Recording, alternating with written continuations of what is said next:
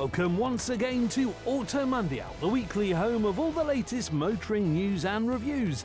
This week, the Ford Mustang takes on Germany's best in race-ready GTD form. We've also got a Toyota Land Cruiser with a touch of opulence in the form of the Lexus GX. Plus, does the new Ypsilon finally provide the Lancia name with a worthy return to the world stage? That's all coming up. First though, the news.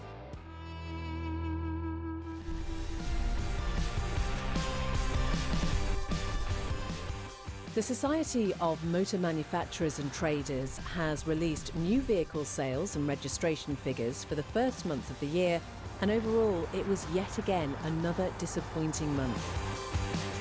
January marked the fourth month of decline in a row, with sales falling by 2.5% versus the same time last year.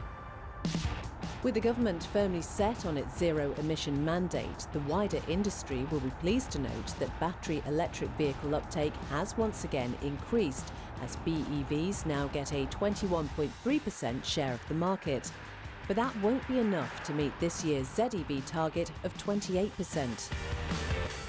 The battery electric vehicle may be gaining momentum, but it's still the traditional combustion engine that sits atop sales charts, with the top 9 best-selling cars of January all burning fossil fuel.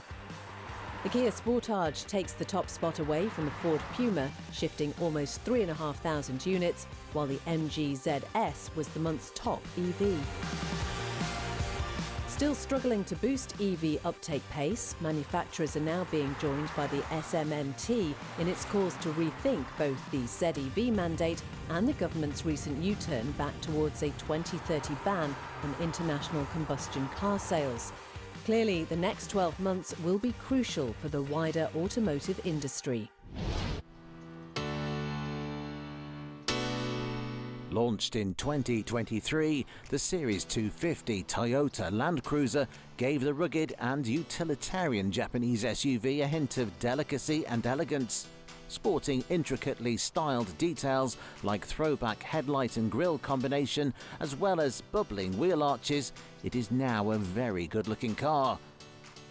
But for those looking to flaunt their off-roader in city centres, the Land Cruiser's cabin doesn't exactly match its exterior frock. Not to worry though, as you can get a Land Cruiser with just as fancy an interior as the outside, and that Land Cruiser is the Lexus GX.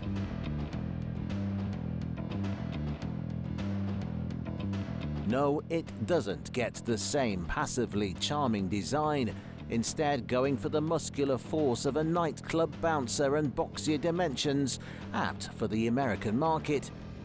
But get your spade out, start digging, and you'll soon realise that these two are very much based on the same underpinnings. Inside, GX gets the same 3-row layout for a 7-seat cabin, or 6-seat if you opt for the comfier second-row captain's chair. Though where the Land Cruiser gets easy to clean, wipe-down pleather on much of its interior, the Lexus goes for higher-end upholstery like the perforated leather for the seats. Nice metallic trim pieces decorate the dashboard and highlight the many storage bins and techie additions, like this 14-inch screen and additional heads-up display, for example. Safety tech is also very much present, from radar cruise control to lane assist and traffic jam assist, not to mention the many off-road aids available. If you are looking to make the most of off-road capabilities, the over-trail trim levels get an extra inch of ground clearance, a 120-volt inverter, and onboard air compressor just in case your journeys get more treacherous than planned. All models get the same limited slit diff and full-time four-wheel drive system you find on the Land Cruiser for optimal traction. But unlike the Toyota, Lexus's GX gets a hint of modernity in its engine, dropping the 2.8-litre turbo diesel for a petrol-chugging 3.4-litre twin-turbo V6, hooked to a 10-speed auto that is good for 349 brake horsepower and enough torque for most situations.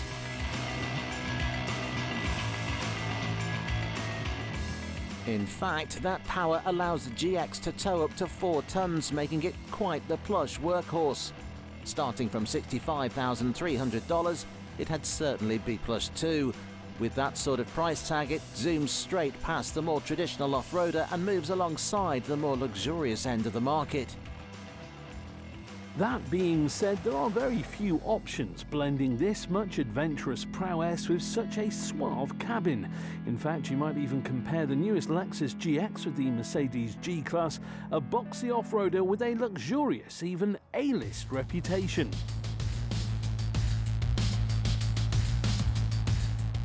Just like its Americano-Japanese rival, the G-Wagon is a boxy, almost ungainly-looking creation, pairing a tall ride height with fancy chrome accessories.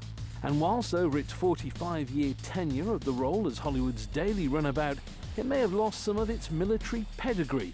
Under all the glamour lies a dune-bashing, rock-crawling, mud-churning off-roader. Indeed, sitting 24 centimetres off the ground, it rides slightly higher than the Lexus, meaning it will wade deeper water and approach steeper inclines. Moreover, offering just 5 seats and a modest boot at best, the Mercedes does not get the longer wheelbase, making it far more manoeuvrable in tight situations.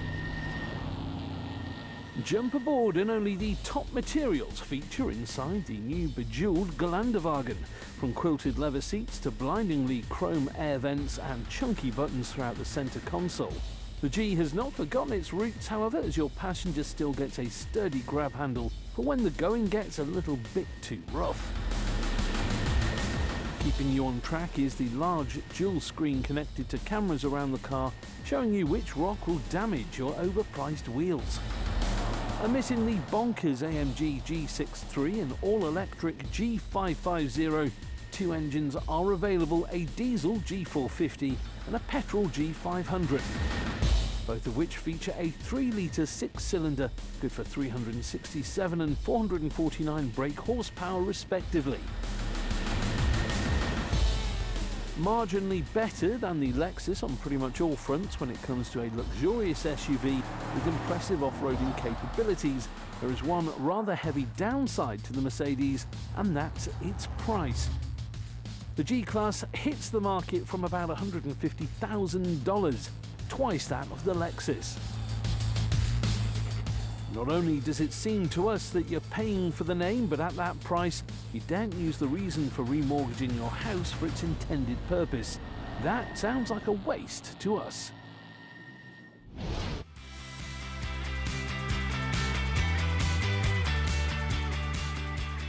Cutesy styling, compact dimensions, go-kart-esque handling, and now in all-electric form, an absolute breeze around town. Despite the name's long history, the Mini, on paper at least, still adheres to the same recipe as its original serving. Though, to ensure it retains old-time charm, you could well point out a few quirky gimmicks that we feel are slightly unnecessary. Inside, the city car gets a rounded central screen floating on the dashboard as a hint at the original Coupe's dials, while a minimalistic layout and spaced-out seating arrangement make the car feel larger than it is on the inside, even to the point of squashing the boot to a meagre 210 litres. Worse still, the new shape Mini retains the outgoing car's Union Jack taillights. Does it really need such gimmicks?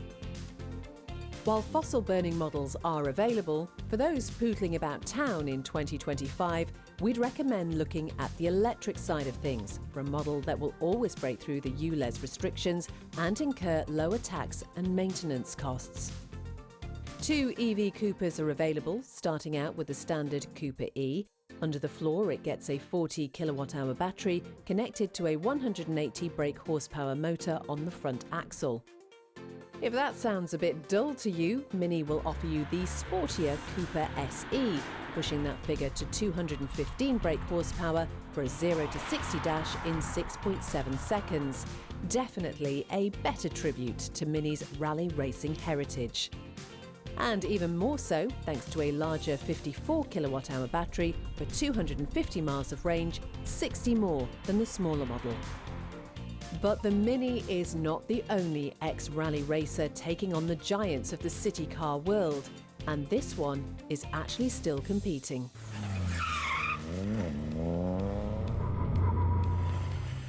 Yes, Lancia as we know it is back with the Ypsilon, a car now ready to venture into the competitive world of rallying. But if the model's Rally 4 variant doesn't tickle your fancy, the Italian manufacturer will sell you a more family-friendly version. Sitting on the same platform as countless other Stellantis hatchbacks like the Vauxhall Corsa and Peugeot 208, the Lancia Ypsilon distinguishes itself with rather avant-garde styling. A pair of low-mounted headlights accompany a long light bar sitting along the front of the car, moving any sense of personification. The rear end is more conventional and, in our opinion, prettier with its pair of round tail lights, nice black trim running along the boot lid and proud Lancia lettering. The overall body shape itself is very Stellantis CMP, but it's these minor details that really help the Italian stand out from the crowd.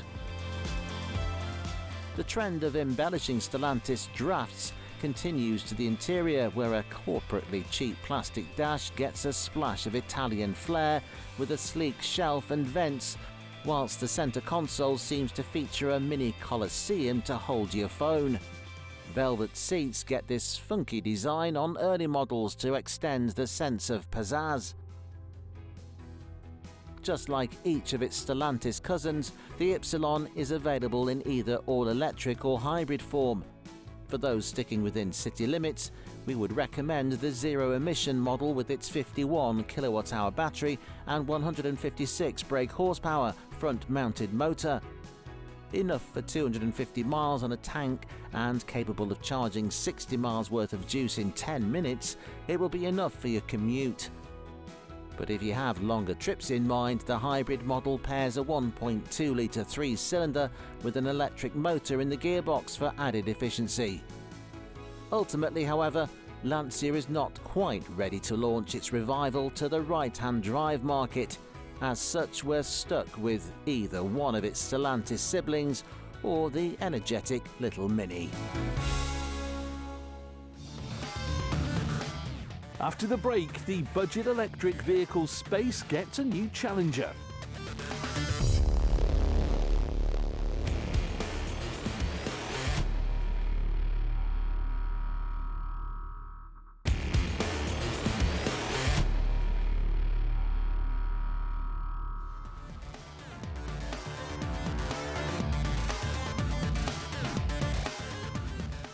Welcome back. Coming up, can European engineering hold off Americana in its ultimate form?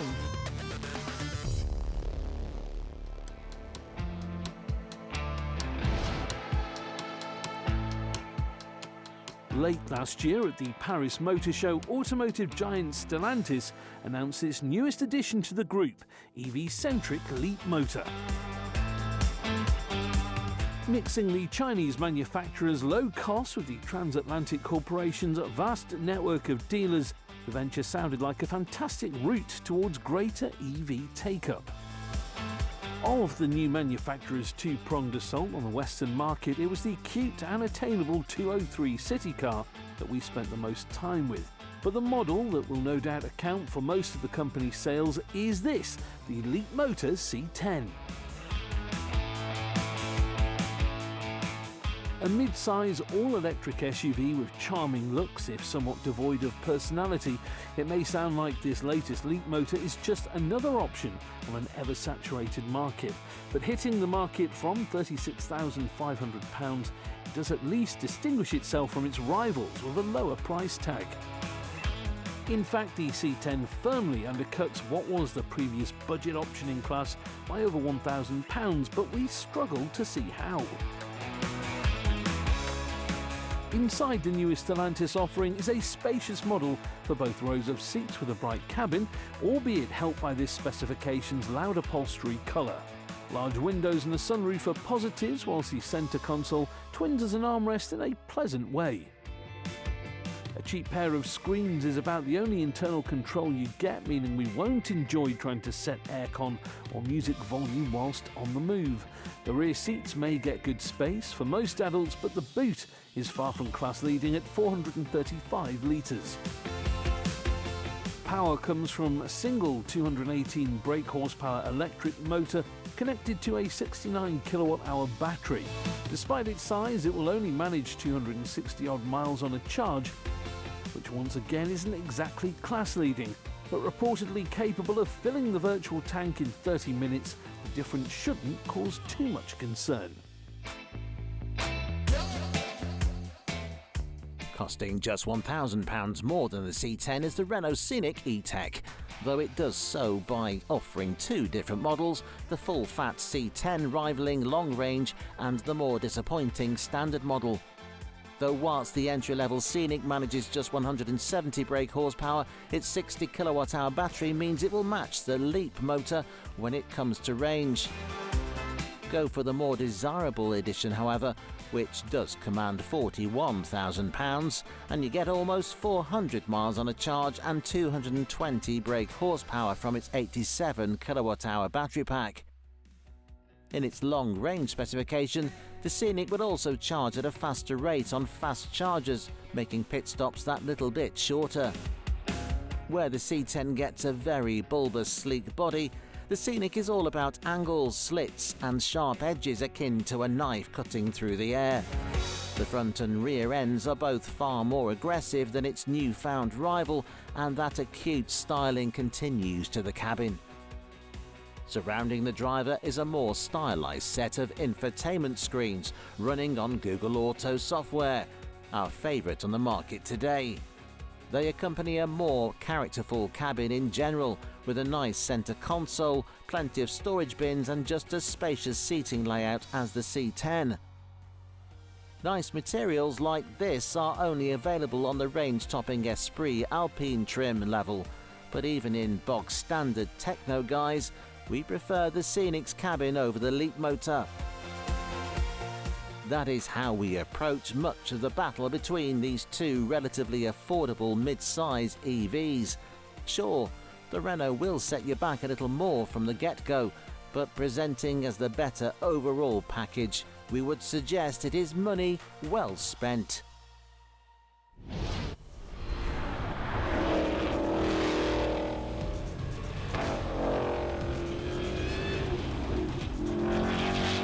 This is the Ford Mustang GTD, the fastest, most powerful production Mustang in history. And while it may look like it's about to enter the 24 Hours of Daytona, it's actually road legal. In fact, Ford says the GTD is essentially an unrestricted GT3 car. You just happen to be able to take it to the shops, if you so wish.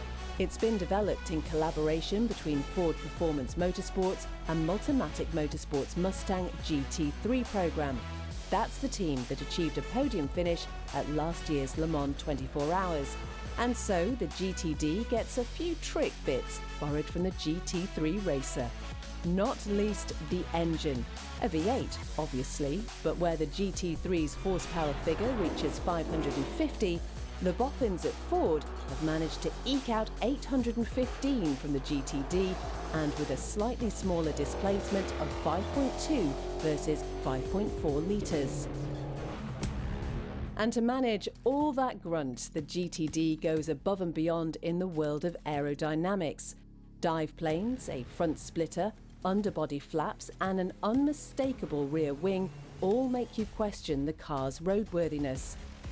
And to maximise straight-line speed, the GTD even features DRS like a Formula One car. Add in a carbon fibre body, magnesium alloy wheels and a rear transaxle, and the Mustang GTD is seemingly just a roll cage and safety harness away from being entered at Daytona. Inboard rear suspension and adaptive dampers all add to that race-ready feel. But inside, the GTD has all the creature comforts of any other road-legal Mustang. Dual infotainment screens, aircon, Bluetooth, Apple CarPlay and Android Auto. Ford says the GTD is not just a road car with track capabilities, it's a track car that happens to be road legal. And coming good on a promise from 2023 by Ford CEO Jim Farley, Ford took its American muscle car to Europe and the legendary Nürburgring Nordschleife in Germany. The aim? Go below 7 minutes. Only 5 production sports cars have so far achieved that feat, and they were all from Porsche or Mercedes. Ford was aiming to become the 6th. With just a competition seat, 5-point harness and a roll cage setting it apart from a showroom spec GTD, gear that is mandated by Nürburgring, the car achieved a staggering time of 6 minutes and 57 seconds. That lap makes the GTD the fastest car from an American brand around the Nürburgring, and only the 6th production car to lap the circuit in under 7 minutes. And you can still drive it to the shops. Fancy one? Expect to fork out over £300,000.